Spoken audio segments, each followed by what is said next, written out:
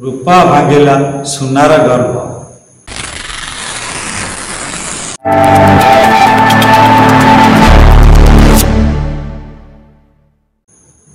जय जगन्नाथ, जय जगन्नाथ। मोर समस्त दर्शक बंधु मानक शुभेच्छा शुभकामना। हाँ दर्शक बंधु, सुना एक मूल्यवान धातु। समस्त प्रति थाए दुर्बलता, जहाँकि बजार तार मूल्यबोध बढ़ी जाइए। एक सुंदर कथा प्रसंगटे रूपा भांगिला सुनार गर्भ। हाँ दर्शक बंधु, महाप्रभु जगन्नाथंकर रथयात्रा समय कथा प्रसंगटे।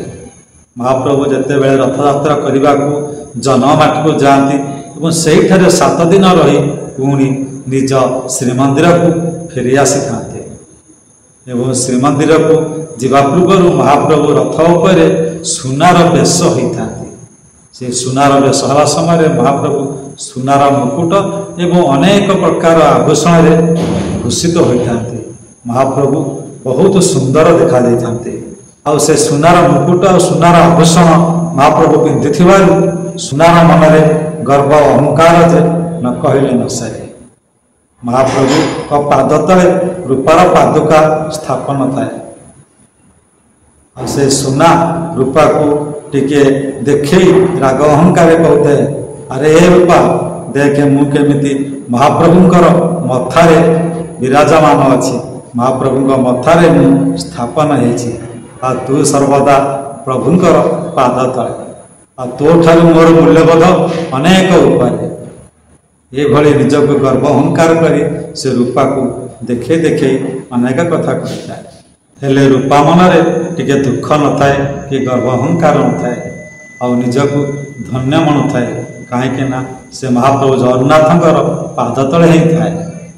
आउ से सुना को टिके हरस मुखरे कहला, अरे तू सिना महाप्रभुंकर मथारे अच्छु, निजक गर्व अनुभव करचु, हेले मु महाप्रभुंकर पाद तले अच्छी।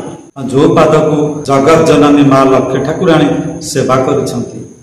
आउ से पादर स्पर्श पाषण हो जाइथिबा से माँ हल्या पुणी तांकर पूर्व अवस्था फेरी पाइथिले। आउ से पादर स्पर्श पाई से कैबर्तर काठर नाटा सुनार ना पलटि जाइथिला। आउ से महाप्रभुंकर पाद तले माँ गंगा माता ही आविर्भूत होइछंती। से पाद तले ही बास करिछि। प्रभुंकर से पाद तले ही शांति स्थापन होइछि। प्रभुंकर से पाद तले ही शांति विराजमान होइछि। सेइथिबाई समस्ते से महाप्रभुंकर पाद तले निजकु समर्पित कर दिथांती, कारण जीवन रे टिके शांति पाइले पाए। आउ मु से महाप्रभुंकर पाद तले ही अछि। आउ एमिते जहार मूल्यबोध कहले जहार ओजन अधिक होता है से सर्वदा तल को थाए और जहार ओजन कम थाए से सर्वदा ऊपर को जाए। तेणु तू निजक जो गर्व अहंकार करुचु तू निजे जाने तेणु मो स्थान कौटी और तो स्थान कौटी। दर्शक बंधु, मो कहबार उद्देश्य होची आज दुनिया रे लोक मानकर धन संपत्ति कोठाबाड़ी टिके अधिक होगले निजक गर्व अहंकार अनुभव करथांती।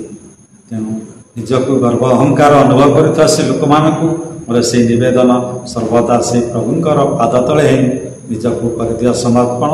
कारण धन जौवन क्षणस्थायी, रही नहीं केही रहिबे नाहीटी रंगमंच भूमि तले, सर्वे निज निज अभिनय सारी बाहुड़े काल बले, बाहुड़े काल बले।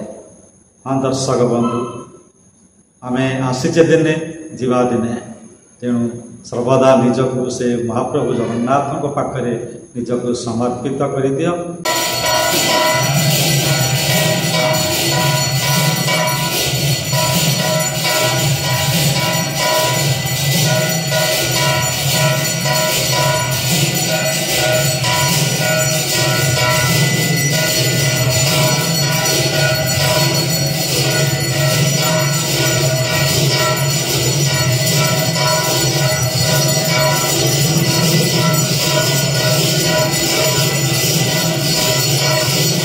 दर्शक बंधु कथा प्रसंगटी आपको केमती लगे कमेंट माध्यम आपंकर मतामत देवे ता पूर्व लाइक टे सब्सक्राइब टे निश्चित करेंगे। जय जगन्नाथ जय जगन्नाथ।